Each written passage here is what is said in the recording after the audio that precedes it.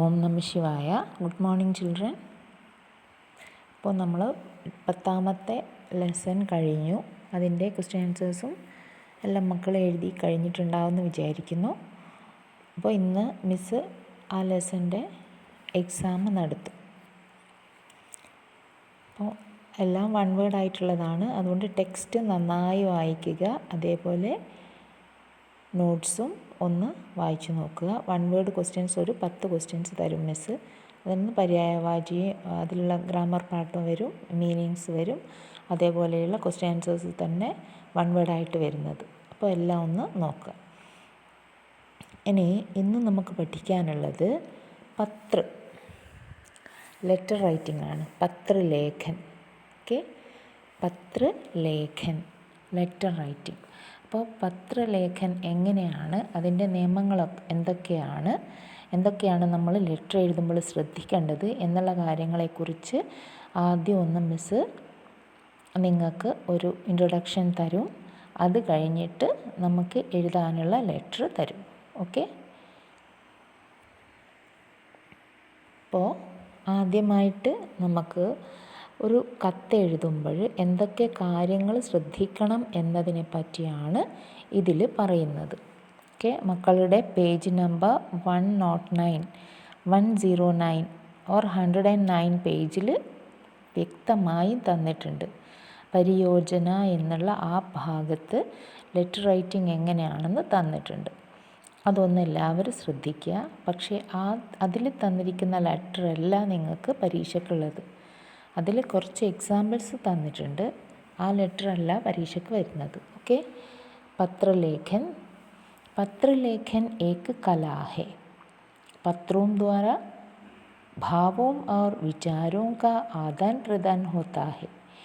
पत्र द्वारा लेखक का व्यक्तित्व उभरता है. പത്രലേഖൻ എന്ന് പറയുമ്പോൾ ലെറ്റർ റൈറ്റിംഗ് ഇന്നത്തെ കാലത്ത് വളരെ കുറവാണ്, തീരെ ഇല്ല എന്ന് തന്നെ പറയാം. കാരണം മൊബൈൽ ഫോണിൻ്റെ ആധിക്യത്തോടുകൂടെ ലെറ്റർ റൈറ്റിംഗ് ഒക്കെ ഇല്ലാതായിരിക്കുകയാണ് അല്ലേ. ഇപ്പോൾ മക്കൾ വിചാരിക്കുന്നുണ്ടാകും പിന്നെ എന്തിനാണ് നമ്മളിത് പഠിക്കുന്നതെന്ന്. പക്ഷേ അങ്ങനെയല്ല. ഒരു ലെറ്റർ എങ്ങനെയാണ് ലെറ്റർ റൈറ്റിംഗ് എന്ന് നിങ്ങൾ അറിഞ്ഞിരിക്കണം.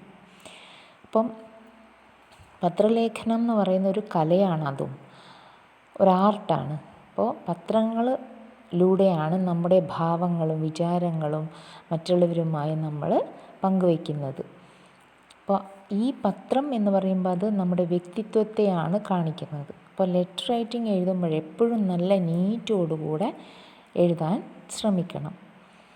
പത്ര ലിഖ്തേ സമയ നിമ്നലിഖിത ബിന്ദുവും പർ ധ്യാൻ ദേന ആവശ്യക ഹെ. അപ്പോൾ താഴെ ഒരു 7 പോയിൻറ്റ്സ് തന്നിട്ടുണ്ട്. അത്രയും കാര്യങ്ങൾ നമ്മൾ ലെറ്റർ റൈറ്റിങ്ങിൽ ശ്രദ്ധിക്കേണ്ട കാര്യങ്ങളാണ്. ഓക്കെ, ഒന്നാമതായിട്ട് പത്ര കി ഭാഷ സരൾ സുബോധ് ഔർ പഠനീയ ഹോ. നമ്മൾ എഴുതുമ്പോൾ അതിൻ്റെ ഭാഷ എന്ന് പറയുന്ന മറ്റുള്ളവർക്ക് വായിക്കുമ്പോൾ മനസ്സിലാവുന്ന രീതിയിൽ നല്ല സരളമായ ലളിതമായ, പിന്നെയോ സുബോധ് എന്ന് പറഞ്ഞാൽ എന്താ, ബോധത്തോടു കൂടി എന്നുള്ള അർത്ഥം അല്ലേ. നല്ല ബോധത്തോടു കൂടിയും പഠിക്കാൻ യോഗ്യമായ, അല്ലെങ്കിൽ പഠനീയ എന്ന് പറഞ്ഞാൽ വായിക്കാൻ പറ്റിയ രീതിയിലും ആയിരിക്കണം ഒരു എഴുത്ത് എന്ന് പറയുമ്പോൾ ഉണ്ടാവേണ്ടത്. സെക്കൻഡ് വൺ, പത്ര അനാവശ്യക വിസ്തൃത നഹോ. അത് നിങ്ങൾക്ക് വളരെ സന്തോഷമുള്ള കാര്യമാണ് അല്ലേ. ഒരു ക്വസ്റ്റ്യൻ ആൻസേഴ്സ് ആയാലും പിന്നെയോ ലെറ്റർ റൈറ്റിംഗ് ആയാലും നിബന്ധമായാലും കുറച്ചധികം എഴുതുമ്പോഴേക്കും മിസ്സേ ഇത്രയധികം പഠിക്കണോ, ഇത്രയധികം വേണ്ടാന്ന് പറയില്ലേ. അപ്പോൾ രണ്ടാമതായിട്ട് പറയുന്നത് പത്ര അനാവശ്യക വിസ്തൃതനഹോ. ആവശ്യമില്ലാതെ വിസ്തരിച്ച് ഒരുപാട് വാരി വലിച്ച് എഴുതരുത്. എന്താണോ പറയാൻ ഉദ്ദേശിക്കുന്നത് അത് കൃത്യമായി എഴുതുക. മൂന്നാമത്തത് വിചാരോമേ സ്പഷ്ടതാഹു.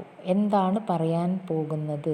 ഒരു ലെറ്റർ എന്ന് പറയുമ്പോൾ മറ്റൊരാൾക്ക് നമ്മുടെ മനസ്സിലുള്ള കാര്യം അറിയിക്കുകയാണ് ചെയ്യുന്നത്. അപ്പോൾ അത് സ്പഷ്ടമായിരിക്കണം, വ്യക്തമായിരിക്കണം. നമ്മുടെ വിചാരങ്ങൾ വ്യക്തമായും എഴുത്തിൽ സൂചിപ്പിച്ചിട്ടുണ്ടായിരിക്കണം. നാലാമത്തത് പത്ര സംക്ഷിപ്ത ലേക്കിൻ വിഷയ സംബന്ധി പൂർണ്ണത ലിയേ ഹോ. പത്രം അല്ലെങ്കിൽ എഴുത്ത് വളരെ ചുരുക്കത്തിലായിരിക്കണം.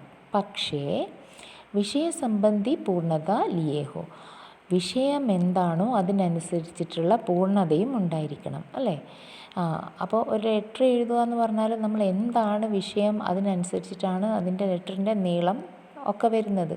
അല്ലാതെ ഒരു ലെറ്റർ എന്ന് പറയുമ്പോൾ സുഖമാണോ, സുഖം തന്നെ, എവിടെയും സുഖം തന്നെ എന്ന് പറഞ്ഞ് അവസാനിപ്പിക്കൂല. അതിനിടയിൽ ബോഡി ഓഫ് ദ ലെറ്റർ എന്ന് പറയുമ്പോൾ അതിന് എന്താണ് നമ്മൾ ഒരു പത്രത്തിലൂടെ അറിയിക്കാൻ ആഗ്രഹിക്കുന്നത് അതുണ്ടായിരിക്കണം, കണ്ടൻറ് ഉണ്ടായിരിക്കണം. പിന്നെ പത്രിക പ്രഭാവശാലി ഹോന ജറൂരി ഹേ, അതാണ് ലെറ്റർ എന്ന് പറയുമ്പോൾ അതൊരു പ്രഭാവശാലി, ഇത് കാണുമ്പോൾ തന്നെ അത് വായിക്കാൻ തോന്നുന്ന വിധത്തിലുള്ളതായിരിക്കണം. പിന്നെ പത്രമേ വിരാം ചിഹ്നോ കാ പ്രयोग യോഗ്യ രീതി സേ ഹോ, വിരാമചിഹ്നങ്ങൾ കുത്ത്, കൊമ ഒക്കെ ഉണ്ടല്ലോ, full stop, comma, question mark, അങ്ങനെയുള്ള ചിഹ്നങ്ങളൊക്കെ വേണ്ട രീതിയിൽ ആവശ്യമെങ്കിൽ ഉപയോഗിക്കുക. പിന്നെയോ പത്രമേ ഉചിത് ഏവം യോഗ്യ ശബ്ദാവലി കാ പ്രयोग ഹോ, ഉചിതമായതും യോഗ്യമായതും ആവശ്യമുള്ളതുമായ ശബ്ദങ്ങൾ മാത്രമാണ് നമ്മൾ ലെറ്ററിൽ പ്രയോഗിക്കാൻ പാടുള്ളൂ എന്നാണ് പറയുന്നത്. അപ്പോൾ ഇത്രയും കാര്യങ്ങൾ എന്ന് വെച്ചാൽ ഇതിലൂടെ മനസ്സിലാക്കുന്നത് പത്രം എഴുതുമ്പോൾ, ലെറ്റർ എഴുതുമ്പോൾ വളരെ ക്ലിയർ ആയിരിക്കണം, വ്യക്തമായിരിക്കണം, എല്ലാവർക്കും വായിക്കാൻ പറ്റുന്ന രീതിയിലായിരിക്കണം. എന്താണോ വിഷയം അതിനെപ്പറ്റി വ്യക്തമായി മനസ്സിലാകുന്ന രീതിയിലായിരിക്കണം. അതേപോലെ ലെറ്ററിൽ വെട്ടും എഴുതിയ ആ എഴുത്തിൽ വെട്ടലോ തിരുത്തലോ ഉണ്ടാവാൻ പാടില്ല. നല്ല വ്യക്തമായി എഴുതിയിരിക്കണം. അതേപോലെ വായിക്കുന്നയാൾക്ക് നന്നായി മനസ്സിലാവുകയും വേണം. ഓക്കെ. അതേപോലെ ഫ്രം അഡ്രസ്സ് ടു അഡ്രസ്സ് ഇത് വ്യക്തമായിരിക്കണം. കണ്ടൻറ്റ്, ബോഡി ഓഫ് ദ ലെറ്ററും ക്ലിയർ ആയിരിക്കണം. അപ്പോൾ മൊത്തം പറഞ്ഞാൽ ലെറ്റർ റൈറ്റിങ്ങിൽ എല്ലാം സ്റ്റാർട്ട് ടു എൻഡ് വരെ നല്ല നീറ്റിലും ക്ലിയറിലും ഉണ്ടായിരിക്കണം. ഓക്കെ. അപ്പോൾ സാമാന്യ രൂപ സെ പത്രോं को दो श्रेणियों में बांट सकते हैं. സാധാരണയായിട്ട് 2 രീതിയിലാണ് പത്രങ്ങളുള്ളത്. ഔപചാരിക് എന്ന് പറയുമ്പോൾ ഫോർമൽ ലെറ്റേഴ്സാണ്, അനൗപചാരിക് എന്ന് പറഞ്ഞാൽ ഇൻഫോർമൽ ലെറ്റേഴ്സ്. അപ്പോൾ ഫോർമൽ ലെറ്റേഴ്സ് എന്ന് പറഞ്ഞാൽ അറിയാലോ, ऐसे पत्र जो सरकारी कार्यालयों, कर्मचारियों, प्रधानाचार्यों, अध्यापकों, प्रशासकों, संस्थाओं के अधिकारियों तथा दुकानदारों को लिखे जाते हैं. ഔപചാരികം എന്ന് പറഞ്ഞാൽ ഫോർമൽ ലെറ്റേഴ്സാണ്. ഫോർമൽ ലെറ്റേഴ്സ് എന്ന് പറഞ്ഞാൽ നമ്മൾ ഓഫീസിലുള്ള എന്തെങ്കിലും കാര്യങ്ങളുമായി ബന്ധപ്പെട്ട, സർക്കാരി കാര്യാലയം എന്ന് പറഞ്ഞാൽ ഗവൺമെൻറ് ഓഫീസുകൾ, കർമ്മചാരി ജോലിക്കാർ, പ്രധാനാചാര്യ എന്ന് പറഞ്ഞാൽ പ്രധാന അധ്യാപകൻ അല്ലെങ്കിൽ പ്രിൻസിപ്പാൾ, അധ്യാപകവും ടീച്ചേഴ്സിന്, പ്രകാശകവും പബ്ലിഷേഴ്സിന്, സംസ്ഥാനവും എന്ന് പറഞ്ഞാൽ ഗവൺമെൻറ്റിനൊക്കെ എഴുതുന്നില്ലേ അധികാരികൾക്ക്, അങ്ങനെയുള്ളതിനെയാണ് ഔപചാരിക പത്രി എന്ന് പറയുന്നത്. മക്കൾക്ക് ഔപചാരിക അല്ല അനൗപചാരികമാണ് പഠിക്കാനുള്ളത്. ഓക്കെ. അനൗപചാരിക എന്ന് പറഞ്ഞു കഴിഞ്ഞാൽ നമ്മൾ കുടുംബക്കാർക്ക്, മിത്രങ്ങൾ, സുഹൃത്തുക്കൾ, പരിചയപ്പെട്ടുള്ള ആൾക്കാർക്ക്, അച്ഛന് അമ്മക്കൊക്കെ എഴുതുന്നതാണ് അനൗപചാരിക പത്രം എന്ന് പറയുന്നത്. ഇൻഫോർമലാണ് അല്ലേ. അപ്പോൾ മക്കൾക്ക് ഇന്ന് പഠിക്കാനുള്ളത് ഇൻഫോർമൽ ലെറ്ററാണ്. നിങ്ങൾക്ക് ഈ ടേം എക്സാമിന് വരുന്ന ഒരു ലെറ്ററാണിത്. പിന്നെ अपनी छोटी बहन को समय का सदुपयोग बताते हुए पत्र लिखिए. തൻ്റെ ഇളയ സഹോദരിക്ക് എന്തിനെ പറ്റിയാണ്? സമയ കാ സദുപയോഗ് അല്ലേ, സമയത്തിൻ്റെ സദുപയോഗത്തെപ്പറ്റി, നല്ല ഉപയോഗത്തെപ്പറ്റി പറഞ്ഞു കൊടുത്തുകൊണ്ടുള്ള ഒരു ലെറ്ററാണ് നിങ്ങൾ എഴുതേണ്ടത്. അപ്പോൾ ആൺകുട്ടികൾ എഴുതുമ്പോൾ ആൺകുട്ടികളുടെ രീതിയിൽ, പെൺകുട്ടികൾ എഴുതുമ്പോൾ പെൺകുട്ടികളുടെ രീതിയിലാണ് എഴുതേണ്ടത്. അപ്പോൾ മിസ് തന്നത് അതേപോലെ നിങ്ങൾ എഴുതിയിട്ട് പഠിക്കണം.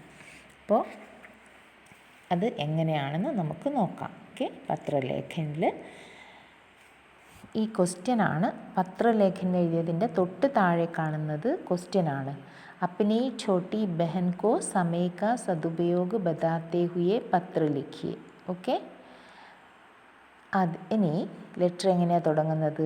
മാർജിൻ്റെ സൈഡിൽ നിന്ന് വേണം എഴുതാൻ. ഓക്കെ. മാർജിൻ്റെ സൈഡിൽ നിന്ന് ഫ്രം അഡ്രസ്സ്. പിന്നെ ആദ്യമായിട്ട് മാർജിൻ്റെ സൈഡിൽ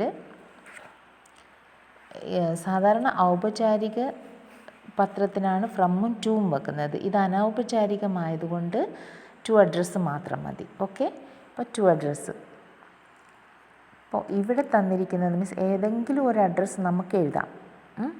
ഇവിടെ മിസ്സ് ഒരു അഡ്രസ്സ് തന്നു എന്നേ ഉള്ളൂ. ഇത് തന്നെ മക്കൾ എഴുതണമെന്നൊന്നുമില്ല, നിങ്ങൾക്ക് ഇഷ്ടമുള്ളത് എഴുതാം.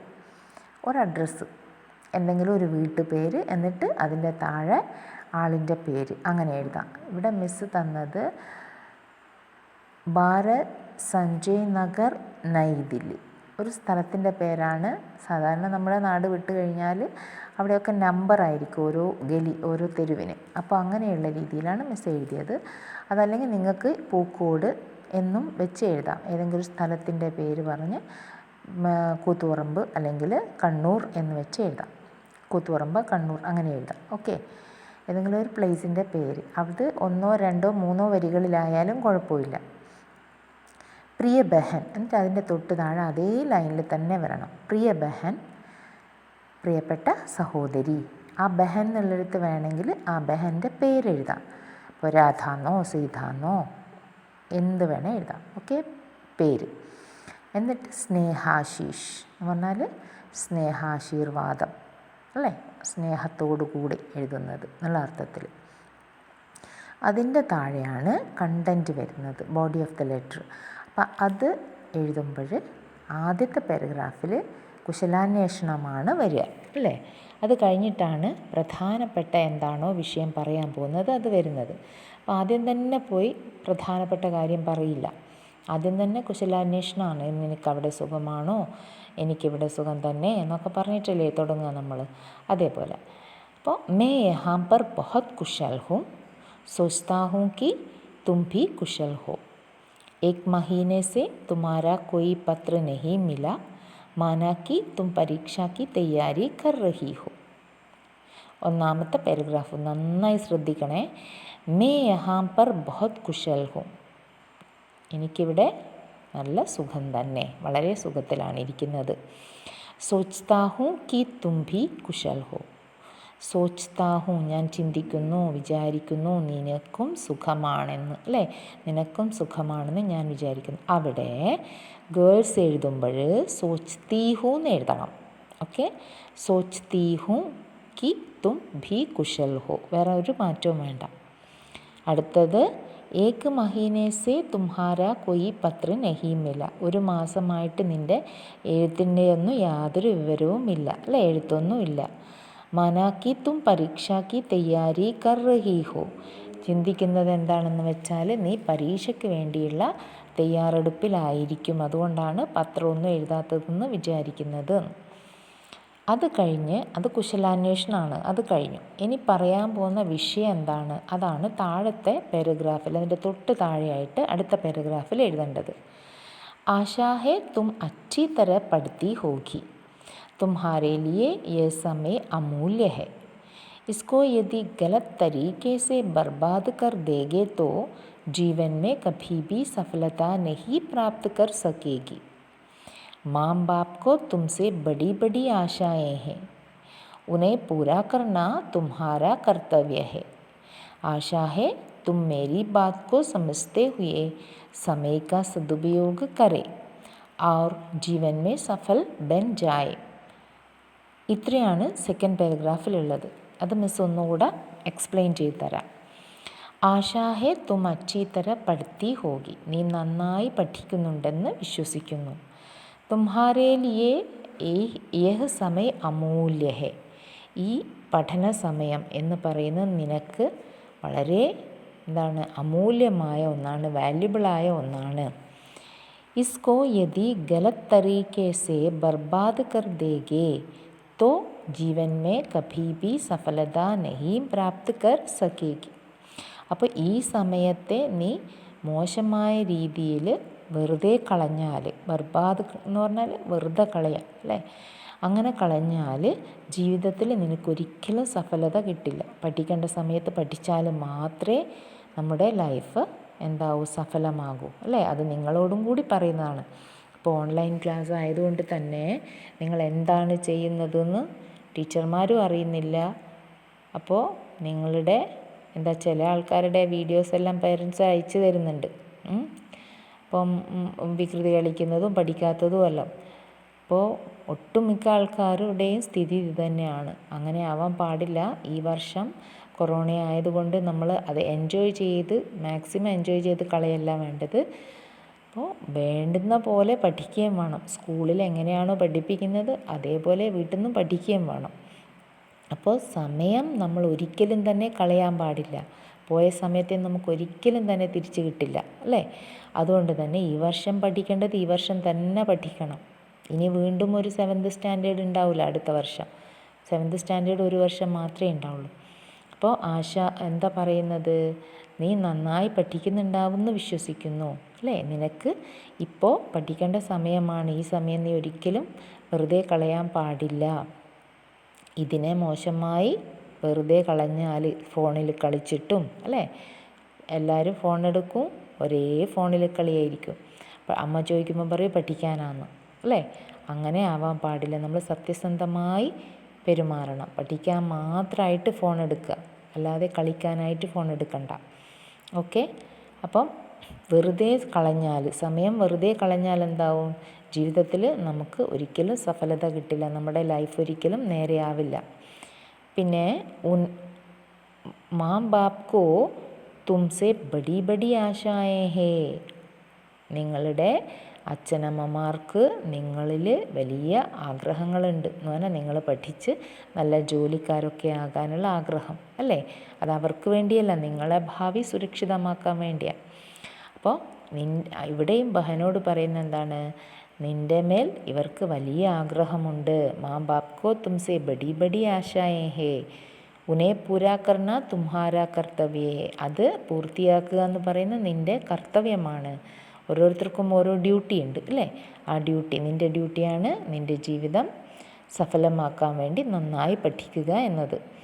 ആശാ ഹേ തും മേരി ബാത് കോ സമസ്തേ ഹുയേ സമയ കാ സദുപയോഗ കരേ. അപ്പോൾ ഞാൻ ആഗ്രഹിക്കുന്നു, അല്ലെങ്കിൽ ആശിക്കുന്നു, പ്രതീക്ഷിക്കുന്നു, ഞാൻ പറയുന്നത് നിനക്ക് മനസ്സിലായിട്ടുണ്ടാവുന്നു, അല്ലേ? ബാത്ത് കോ സമസ്തേ ഹുയേ, ഞാൻ പറഞ്ഞത് മനസ്സിലാക്കിക്കൊണ്ട് നീ സമയത്തിനെ നല്ല രീതിയിൽ ഉപയോഗിക്കും എന്ന് ഞാൻ വിശ്വസിക്കുന്നു. ആ ജീവൻ മേ സഫൽ ബൻ ജായേ, അങ്ങനെ നിൻ്റെ ജീവിതം സഫലമാക്കും എന്ന് വിചാരിക്കുന്നു. പ്രതീക്ഷ കെ സാത്ത്, അങ്ങനെ പ്രതീക്ഷയോടെ. തുമ്ഹാരാ ബഡാ ഭായ്, അപ്പോൾ അളയാനിയത്തിക്കെന്നല്ലേ പറഞ്ഞത്, അതുകൊണ്ട് മൂത്ത സഹോദരൻ എന്നുള്ള രീതിയിൽ ബഡാ ഭായ് ആൺകുട്ടികൾ. പെൺകുട്ടികളാണെങ്കിൽ തുമാരി എന്ന് പറയണം. തുമാരി ബഡി ബഹൻ, തുമ്ഹാരി ബഡി ബഹൻ. ഓക്കെ? എന്നിട്ട് താഴെ ഗേൾസാണ് എഴുതുന്നതെങ്കിൽ അവരുടെ പേര് എഴുതുക. പ്രിയങ്ക. ബോയ് ആണ് എഴുതുന്നത് പ്രണവ്. ഈ പേര് തന്നെ വേണമെന്നില്ല, മിസ് ഒരു പേര് എഴുതിയെന്നേ ഉള്ളൂ. മക്കൾക്ക് നിങ്ങൾ ആരാണോ എഴുതുന്ന ആളിൻ്റെ തന്നെ പേര് എഴുതാം. ഓക്കെ? തൊട്ട് താഴെ ഇപ്പോൾ തുമ്ഹാര ബഡാ ഭായി എന്നെഴുതിയിട്ട് തൊട്ട് താഴെ പാർത്ഥിവെന്നോ, പിന്നെയോ നിങ്ങളുടെ ആരുടെയെങ്കിലും പേര് നന്ദകിഷോർന്നോ, നിങ്ങൾക്ക് എന്താണ് എഴുതാൻ ആഗ്രഹം അത് എഴുതാം. ഇപ്പോൾ അതേപോലെ ഗേൾസിൻ്റെ ആണെങ്കിൽ മക്കളുടെ തന്നെ പേര് എഴുതുക. എല്ലാവരുടെയും പേര് എഴുതിക്കും. നിങ്ങൾ അവരവരുടേതും പേരെഴുതിക്കും. ഓക്കെ? അങ്ങനെ എല്ലാവരുടെയും അല്ല, നിങ്ങൾ ഓരോരുത്തരും അവരവരുടെ പേര് എഴുതുക. ഹിന്ദിയിൽ മിസ് പറഞ്ഞു തന്നിട്ടില്ലേ എങ്ങനെ എഴുതേണ്ടത്? അപ്പോൾ അതേപോലെ എഴുതുക. ഇതാണ് നിങ്ങളുടെ ലെറ്റർ.